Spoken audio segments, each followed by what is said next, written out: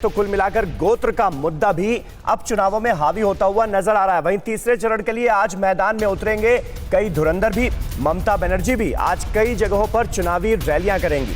BJP अध्यक्ष JP Nadda Bengal में हुंकार भरेंगे। गृह मंत्री अमित शाह आज आसाम के चुनावी रण में होंगे, वो भी आसाम पहुंचकर चुनाव प्रचार करेंगे। तो 5 राज्यों में विधानसभा चुनाव हो रहे हैं और सभी पार्टियों ने पूरी ताकत झोंक दी है। खासतौर पर बंगाल का मुकाबला बहुत ज्यादा दिलचस्प है, जहां पर कांटे की टक्कर है बीजेपी और टीएमसी के बीच में। वहीं आसाम में बीजेपी और कांग्रेस के बीच होना है जोरदार मुकाबला।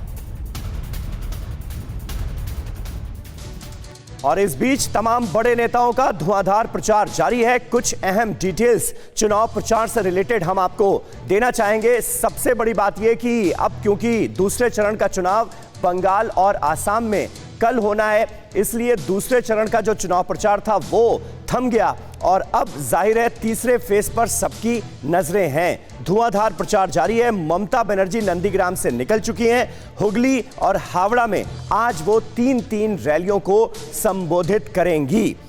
इसके अलावा जेपी नड्डा भारतीय जनता पार्टी के राष्ट्रीय अध्यक्ष, वो भी हुगली में मौजूद होंगे। यहां पर जेपी नड्डा की एक जनसभा होगी और बीजेपी के लिए वो चुनाव प्रचार करते नजर आएंगे। हुगली में मासिनन टू पुरसुरा में वो एक रोड शो भी आज करेंगे।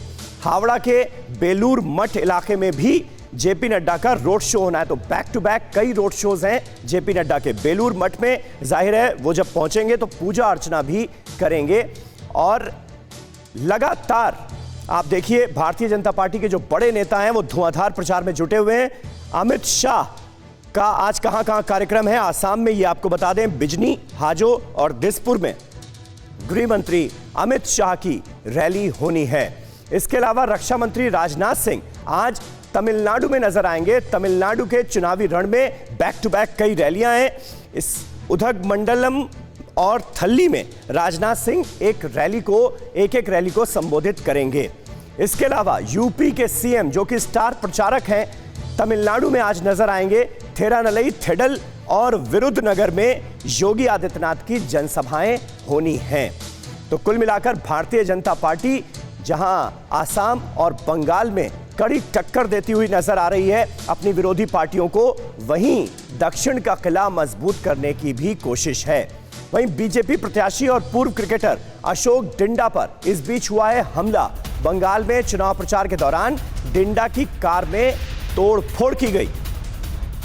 पूर्वी मेदिनीपुर में ईंटों से हमले में डिंडा को भी हल्की चोट आई है। बीजेपी के टिकट पर दरअसल डिंडा मोयना से चुनाव लड़ रहे हैं और अशोक डिंडा ने टीएमसी कार्यकर्ताओं पर हमले का आरोप लगाया है। ये तस्वीरें आप देख रहे थे अशोक डिंडा की, ये हमले के फौरन बाद की तस्वीरें हैं। आप देखिए किस तरह से उनकी कार को क्षतिग्रस्त कर दिया गया है और अशोक डिंडा को भी हल्की चोटें आई हैं।